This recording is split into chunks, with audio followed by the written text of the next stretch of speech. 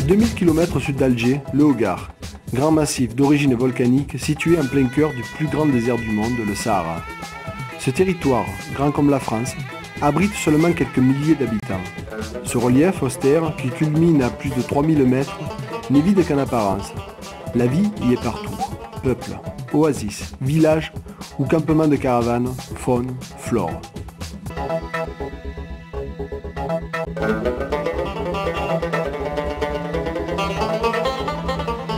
C'est dans le nord de Tamanrasset que nous avons choisi d'effectuer notre périple de près de 700 km en vélo tout-terrain.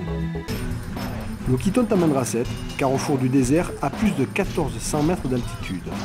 C'est ici que survivent les Touaregs du Hogar, du Mali et du Niger, chassés par la sécheresse et par la guerre.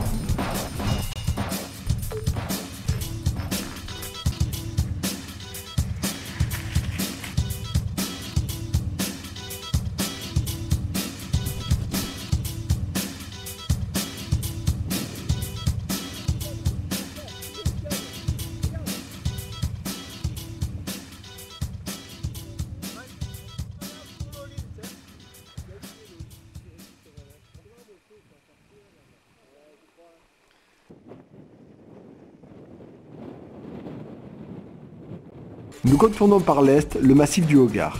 Une dizaine de villages dans lesquels vivent seulement quelques milliers de personnes sont disséminés sur un territoire grand comme la France. Les Touaregs, aujourd'hui majoritairement sédentarisés, y ont construit des maisons en dur aux abords des principaux points d'eau. D'autres nomadisent encore de maigres pâturages en maigres pâturages, avec leurs troupeaux de chèvres et de chameaux. En milieu de journée, nous remplissons nos bidons à la citerne du village de Taïfet, pauvre village de huttes et de baraques où vivent quelques familles de Touaregs sédentarisés qui subsistent pauvrement d'un peu d'élevage et d'agriculture. Notre arrivée prolongera la récréation.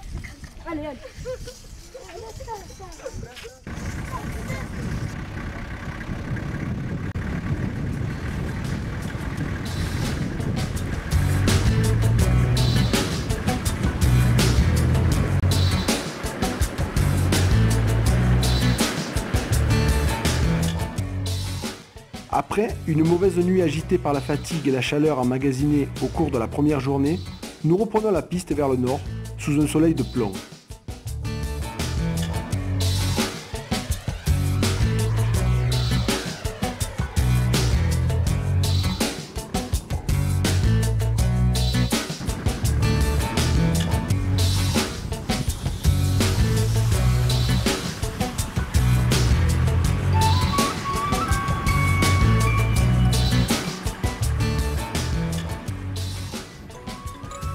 La matinée sera émaillée de nombreuses crevaisons, avant que nous comprenions qu'il nous faut tout simplement nous écarter le plus loin possible de l'ombre tentatrice des acacias aux épines assassines.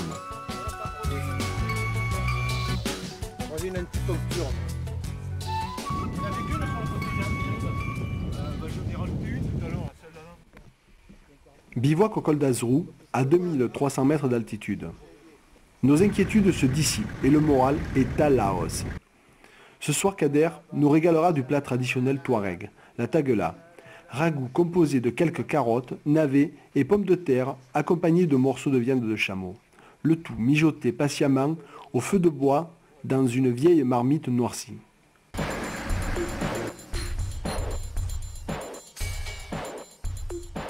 Après une nuit écourtée par l'apparition de la lune vers les 2 h du matin et peut-être aussi par l'abus de consommation de thé fort à réveiller un mort, nous reprenons la piste en direction d'Ideles. Les oueds, les côtes et les descentes se succèdent à un rythme infernal, toute la journée, au milieu d'un paysage tourmenté, lunaire, chaotique, quasiment vierge de toute végétation.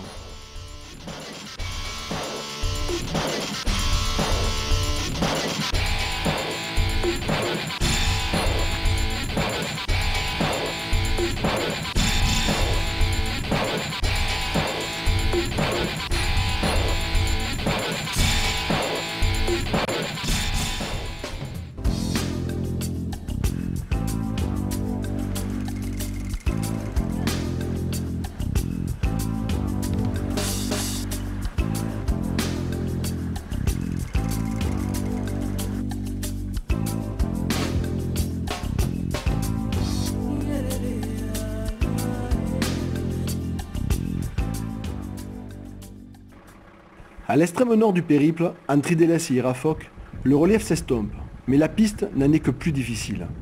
Le plateau est balayé par un vent incessant qui gomme les traces et qui rend plus difficile encore notre progression entre de gros blocs de granit aux formes fantasmagoriques.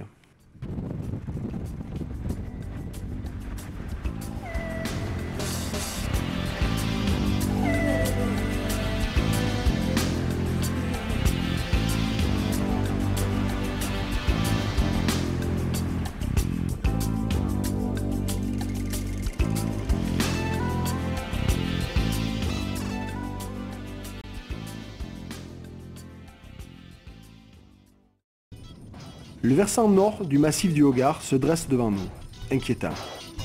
C'est le royaume des pierres de basalte crachées par les volcans disparus et des djinns, les démons des montagnes esprits malfaisants. Au départ d'Irafoc, toute la journée, les cols vont s'enchaîner sous la pluie.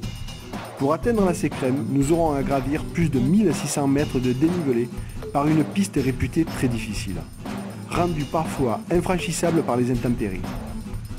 Nous attaquons l'ascension du premier col, le col de Céleri, sans savoir si nous pourrons passer.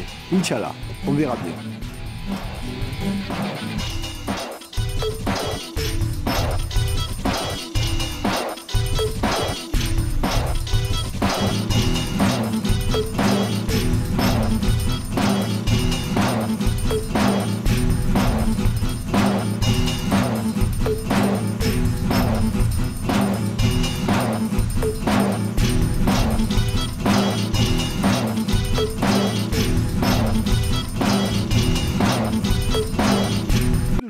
Nous profitons d'une accalmie pour faire une pause à la Guelta d'Issacarasen, point d'eau perdu dans ces immensités sombres et désolées.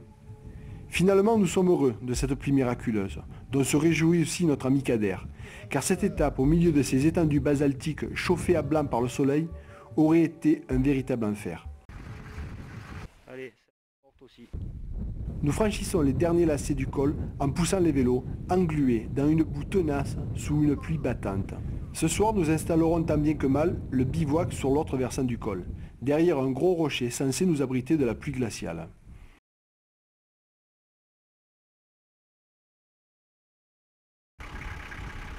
La piste qui descend du refuge de la Sécrème, où nous avons fait halte à midi, passe au pied du sommet de la Saouinane et des Tézoulés nord et sud. Vaste paroi aux orgues basaltiques, paradis des grimpeurs.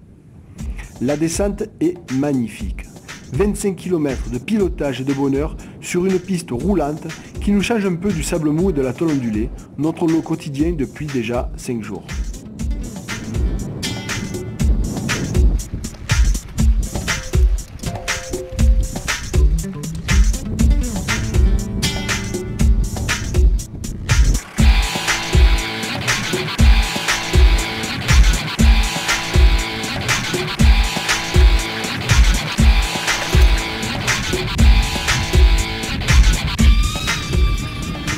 Pour notre dernière étape, le soleil nous accompagne.